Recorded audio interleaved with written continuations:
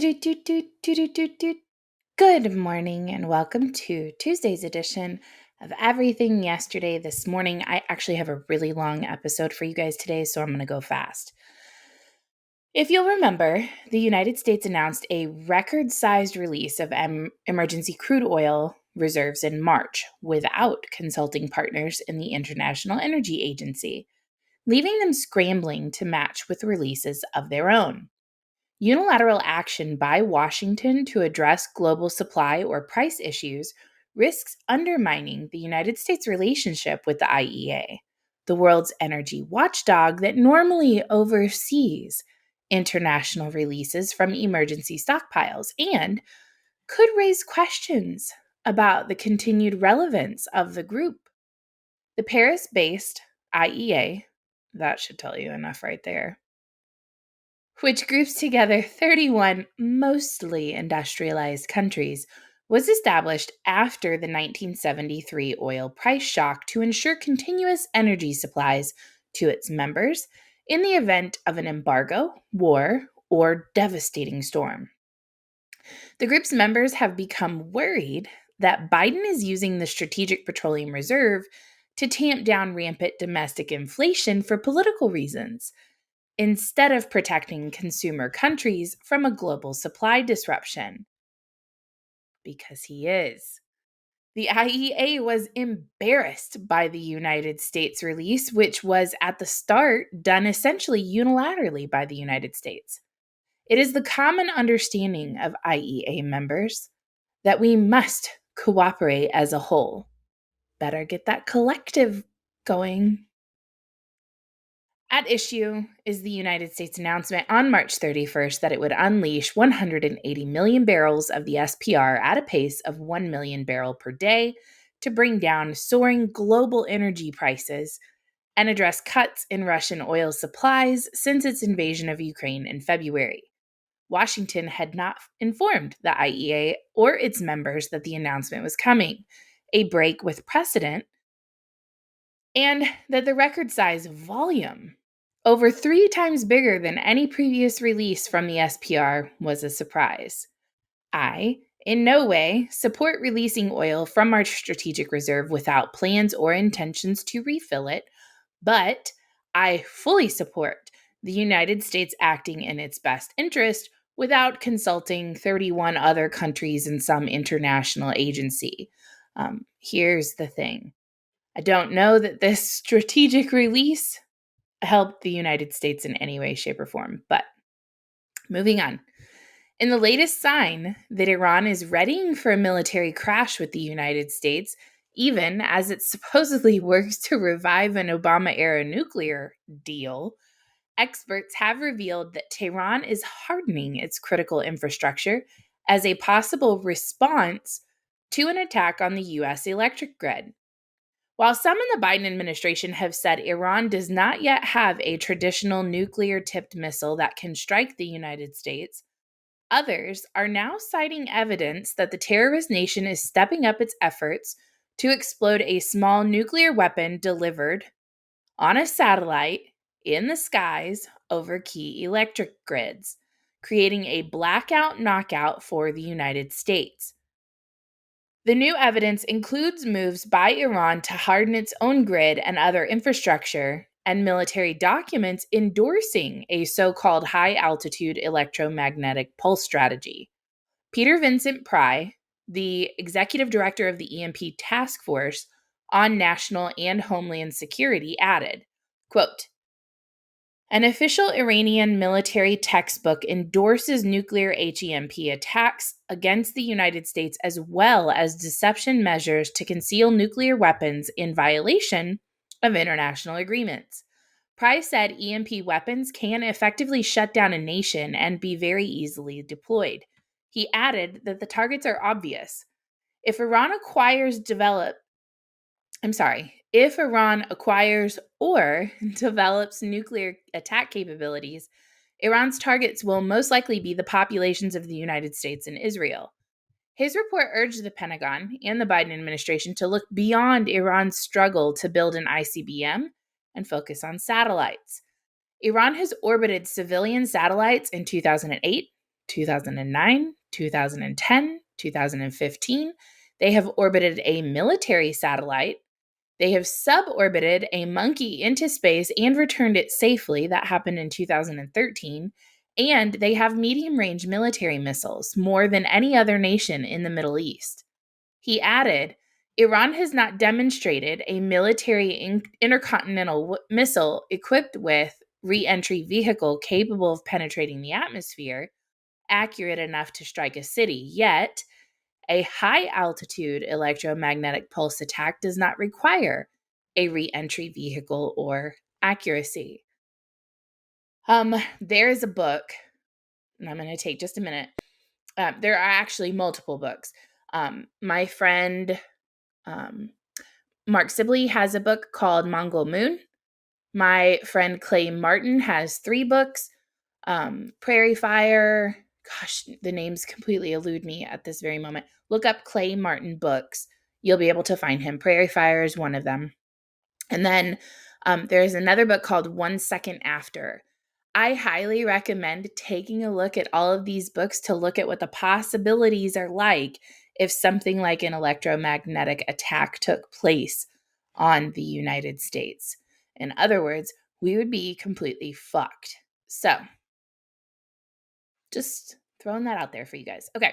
Members of the U.S. Senate passed a bipartisan bill on Monday that would expand security protection to the immediate family members of Supreme Court justices following recent protests at certain justices' homes. The Supreme Court Police Parity Act was approved by unanimous consent, meaning that no senators objected to its quick passage. The legislation must now be passed by the House and signed by Joe Biden. Y'all remember those mostly peaceful protests language from 2020? It's back.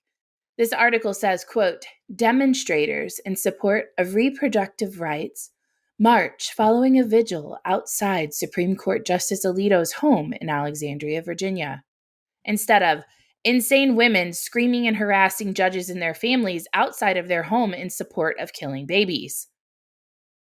An Ohio House committee, this is actually really good. An Ohio House committee passed legislation Tuesday prohibiting social media companies like Facebook, Twitter, and YouTube from censoring their users. The legislation would block the companies from removing posts or expelling people from their platforms based on the viewpoint of users or ideas expressed in their posts. It wouldn't apply to speech already illegal under federal law like harassment or inciting violence. Passage comes as some of the large social media networks grapple with trends like, quote, widespread undermining among Republicans of the 2020 U.S. presidential election results, the proliferation of bunk health advice around the COVID-19 pandemic, and wholesale denial of the Holocaust. Notice how all of the things social media are grappling with are never things that they themselves are guilty of, like Hunter Biden's laptop was Russian disinformation, Ukrainian propaganda, Russia collusion narrative, incorrect information regarding natural immunity.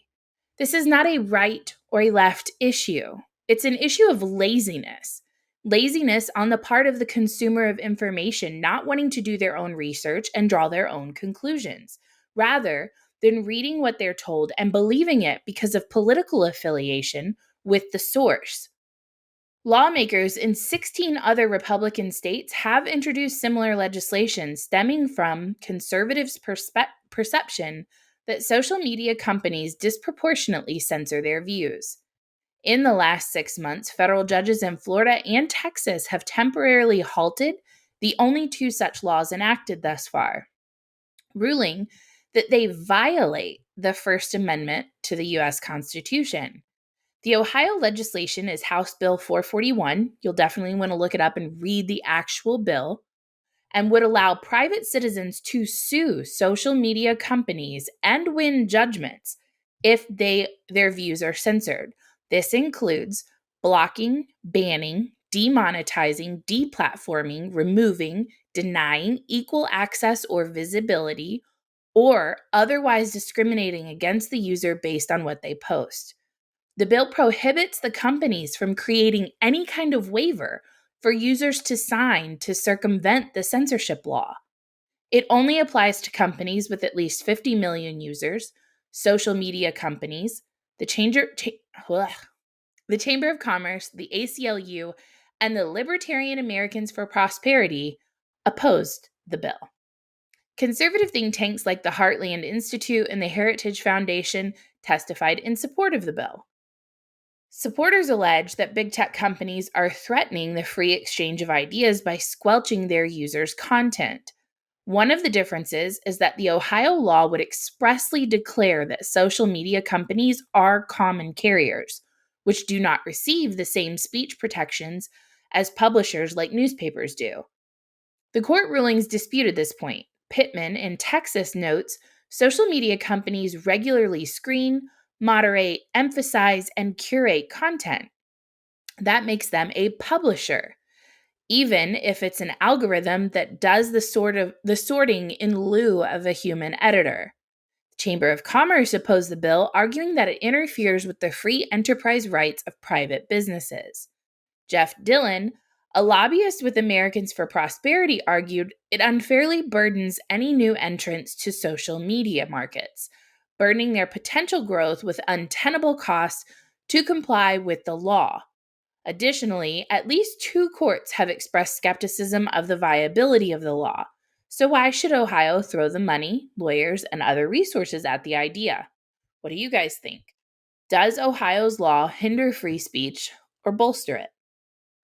A federal judge blocked special counsel John Durham over the weekend from introducing evidence in court linking Hillary Clinton's 2016 presidential campaign to efforts to harm then candidate Donald Trump's campaign by alleging he held ties to the Russian government.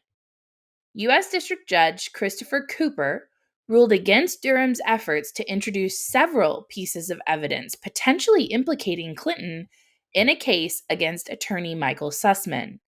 The attorney is currently charged with lying to FBI lawyer James Baker by concealing his ties to the Clinton campaign when he handled the agency data in September of 2016, purporting to show a secret communication channel between Trump's campaign and Alpha Bank. Durham's office claimed the evidence shows Sussman, who represented the 2016 Clinton campaign, was working as a part of a broader Clinton campaign effort toward a common goal of promoting negative narratives about Trump. Durham specifically requested to bring communications records and other documents connecting Sussman with a technology executive named Rooney Joffe, the Clinton campaign, Mark Elias, and Fusion GPS, an investigative firm retained by Elias. Cooper, who was appointed by Obama, ruled the evidence that Durham was trying to introduce would, quote, essentially amount to a second trial for conspiracy, a crime Durham has not charged in his current case against Sussman. In his ruling, Cooper said court rules do allow prosecutors to introduce evidence of co-conspirators in cases even if the defendant is not formally charged with any conspiracy in the indictment, but said that when the relevant conspiracy is uncharged, extensive presentation of evidence about that conspiracy is likely to confuse the jury and distract from the issues at hand. While the special counsel has proffered some evidence of a collective effort to disseminate the purported link between Trump and Alpha Bank to the press and others, the contours of this venture and its participants are not entirely obvious. Cooper did say that he would allow Durham's team to question witnesses about how technology researchers studied links in so-called DNS data between Trump Tower and Alpha Bank. I did a podcast episode. It is episode number 2. You guys should check it out. I give a pretty in-depth breakdown of how all of this took place. The departure of Sri Lanka's Prime Minister Mahinda Rajapaksa follows weeks of protests and a deepening crisis. There is no bankruptcy system for states, but if there was, then the South Asian country, down to its last $50 million of reserves, would be first in line to use it.